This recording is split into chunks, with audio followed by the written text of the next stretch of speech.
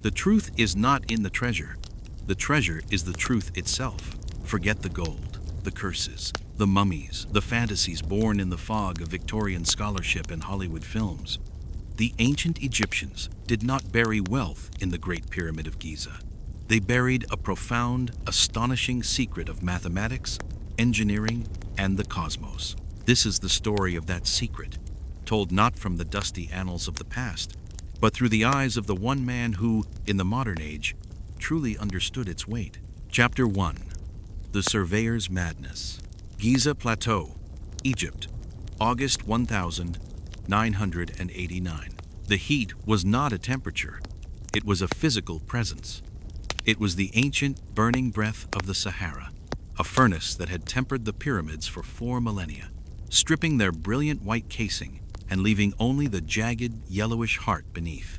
Dr. Aris Thorne, a lean, perpetually sun-scorched geophysicist from MIT, adjusted his sweat-soaked glasses.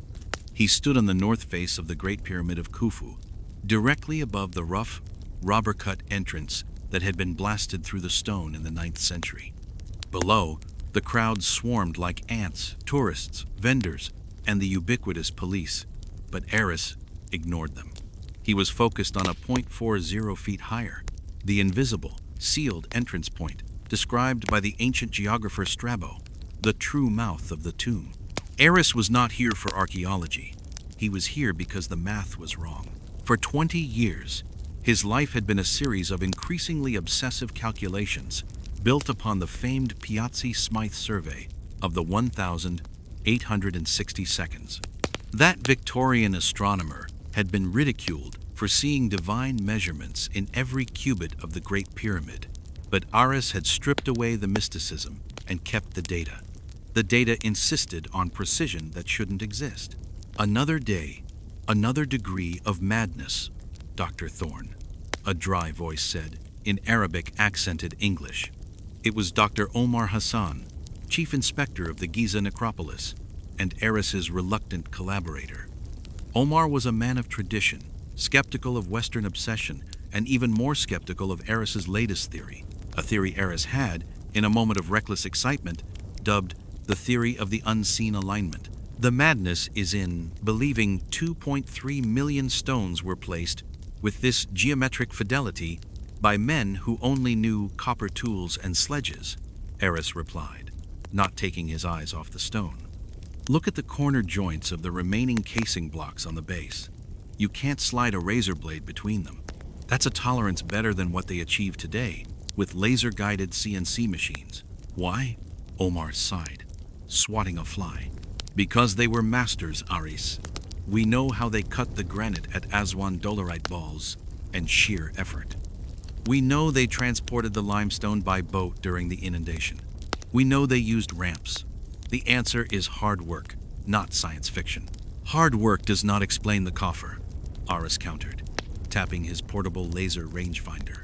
The granite coffer in the king's chamber is too large to have passed through the narrow ascending passage. This is an indisputable fact.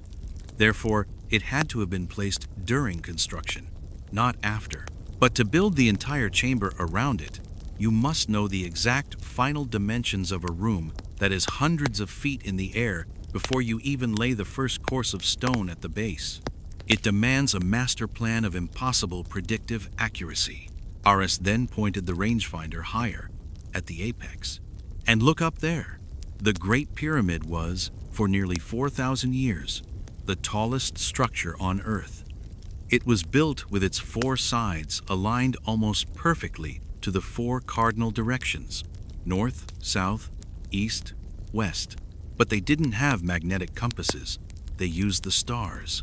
And that is where the truth, the surprise, is hidden. For months, Aris and his team, with Omar's begrudging permission, had been running a deep scan muon tomography experiment, hoping to find a hidden chamber. They had failed. The pyramid was, as the ancients intended, a largely solid mass of stone. But Aris had repurposed the data. He was now mapping the internal structure's flaws against the heavens. The 2 shafts from the king's chamber, Aris continued, his voice dropping to a conspiratorial whisper, despite their isolation. The so-called air shafts One points south to the star. Text Zeta Orionis, the brightest star in Orion's belt. The other points north to the star. Text Thuban, which was the pole star in the age of Khufu. It links the pharaoh's afterlife with the cycle of rebirth in the cosmos. That is the accepted mythos. He paused, adjusting the brim of his hat against the glare. But the two shafts in the queen's chamber? They are blocked. Their purpose has been a mystery since the shafts were first discovered in 1872. The northern shaft points to text Ursa Minor and text Kochab. The southern shaft points to text Sirius, the star of the goddess text Isis. He finally turned to Omar, his eyes burning with the manic certainty of a man who has seen a hidden constellation. The shafts don't point to the stars of the pharaoh's soul. They point to the stars of the builder's clock, the unseen alignment. Aris pulled out a heavy, rolled-up blueprint, a composite projection of Smythe's 19th century measurements, integrated with his own 20th century laser and ground-penetrating radar data. The ancient Egyptians used their pyramids as a colossal, open-air calendar and observatory, Aris explained, tracing a line on the paper. We know the Great Pyramid, via its shadows, functioned as a huge sundial, marking solstices and equinoxes. But its greatest function was to track the precession of the equinoxes, the 26,000-year wobble of the Earth's axis. Omar scoffed. 26,000 years? Aris, you suggest they built a monument to track a cycle that takes 100 times longer than the span of their entire old kingdom? That's lunacy. Or genius, Aris countered, his voice steady. They were not just planning for Khufu. They were planning for eternity. They had to know when the star system of Osiris-Orion would be in perfect alignment with the celestial North Pole. It would have been the ultimate moment of cosmic rebirth, a day zero for their entire theology. My math suggests the shafts were not built to point at the stars, but to mark the time until the next perfect alignment. It's a clock calibrated to cosmic periods. He tapped a point on the blueprint, a small, almost insignificant notation in the masonry of the Queen's chamber ceiling. But there's an anomaly. The chamber is structurally and cosmically irrelevant in the King's journey to the afterlife. So why does it exist at all? And why does its northern air shaft twist and bend in a way that suggests a late amateur correction? It's not an air shaft, Omar. It's a marker. Aris leaned closer, his American accent suddenly sharp with urgency. I believe the original builders, the master artisans, designed the entire structure to hold one final, unplundered record of their wisdom. Not gold, not a mummy, but a single, sealed chamber that documents the methods, the science, and the astronomical time capsule they built. The Queen's chamber, by my calculations, is the key. The chamber itself was accessed by the ascending passage, halfway up the pyramid. It was a modest, corbelled room, still choked with the salty air of millennia. Aris was convinced that one particular limestone block near the junction of the northern shaft and the chamber's wall was a false block. We have scanned it 100 times, Omar insisted. Solid limestone. Your scans look for a void, Aris said, producing a small metallic cylinder that looked like a futuristic pipe bomb. I'm not looking for a void. I'm looking for a different kind of stone. The device was a custom-made, non-invasive acoustic pulsator. Aris placed it carefully against the block in question. The silence of the ancient room was broken by a low, rhythmic thump, thump, thump, a subsonic pulse of sound waves designed to measure the density and internal structure of the rock. After 20 agonizing minutes, the machine spat out a clean, digital graph. The lines showed a consistent density until a sudden, sharp dip. There, Aris whispered, pointing to the graph. A cavity? No, too small. It's a different composition, a composite material, limestone dust and something else, acting as a kind of ancient cement. Whatever is behind this block, it was sealed with an unknown mortar, one that has a different acoustic signature than the 2 to million surrounding stones. He looked at Omar, his eyes pleading. It is not a myth. It is a mathematical certainty. The mortar of the hidden chamber is the last remaining mystery of Giza, and it is holding the original plans for the entire celestial machine. The seal of Imhotep. The next morning, under the searing, unforgiving sun, a small team of engineers, strictly monitored by Omar, began the delicate process of removing the block. They used non-percussive, diamond-tipped wire saws and worked for 6 hours, the dust catching the light, filtering down the angled passage like golden smoke. When the block was finally winched away, it did not reveal a vast chamber or a terrifying mummy. It revealed a passage no larger than a kitchen cabinet, just deep enough for a man to crawl through.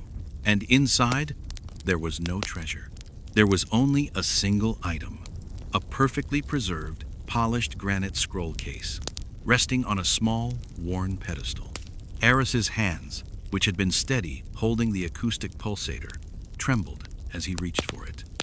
The case was cold to the touch, and inscribed on its surface was the name of the pharaoh Khufu, but with an unusual addition: the seal of a specific vizier and master builder, not Hemiunu, the traditionally accepted architect of the Great Pyramid, but an earlier, more revered name, Imhotep. Imhotep, the physician, sage, and architect who had built the step pyramid of Djoser decades before Khufu, was considered a semi-divine figure. Legend held that he had not died, but ascended. Impossible, Omar muttered, staring at the seal. Imhotep lived in the previous dynasty. He could not have overseen this structure. Aris opened the granite case. Inside, cushioned by a fine, metallic powder that crumbled into glittering dust, was not papyrus, but a scroll made of thin, highly burnished copper alloy. The metal was etched with hieroglyphs and complex geometric drawings, all preserved against the ravages of time by the inert atmosphere of the sealed cavity. It was not a funerary text. It was a technical manual. Aris carefully unrolled a section, his finger tracing the lines. The text described the exact astronomical and geodetic measurements of the pyramid, confirming Aris's theory. It was a monument designed to be a fixed point for a civilization that believed its soul's journey depended on a cosmic cycle far grander than any single reign. But one diagram was unlike any known Egyptian art. It was a blueprint of the Giza Plateau, showing not only the 3 Great Pyramids, but an array of other structures, a vast, subterranean network of tunnels and chambers beneath the Sphinx and extending far into the desert. These tunnels weren't tombs. They were clearly marked as water management shafts connected to the Nile. The accompanying text, when Omar translated it, was a chilling, explicit warning. The Great Pyramid, it stated, was not merely a tomb for Khufu. It was a machine designed to be a permanent, stable reference point for the water levels of the Nile, calibrated to track the cycle of the Sothis-Sirius star rise. Its internal temperatures and geometry allowed it to function as a natural seismograph and a climate marker. The copper scroll was the owner's manual for an astonishing piece of environmental technology built by master engineers, not slaves, to ensure the survival of their civilization against an inevitable, cyclical shift in the Nile's flood pattern. The coffer, Aris breathed, his eyes wide. It's not a sarcophagus. It's a standard meter, a permanent, unmoving reference for the royal cubit, its internal volume, a fixed capacity for grain or water. The entire pyramid is a monument to measurement and survival. The unseen alignment was not merely of stars and pyramids, but of science and eternity. The copper scroll ended with a dire prophecy. A warning from Imhotep to the distant future is greater than. We have built this rock for the children of the unseen sun, so that when the waters retreat and the sands swallow the truth, our knowledge may remain. The star of the south shall return to its rightful place, and on that day, the waters will rise to a height never before seen. The world will forget the purpose of this rock, but the key is here, at the heart of the false queen, sealed by the hand of the first builder. When the shadow aligns, the truth shall be known. Aris and Omar looked at each other. the weight of a 4,500-year-old warning settling on their shoulders.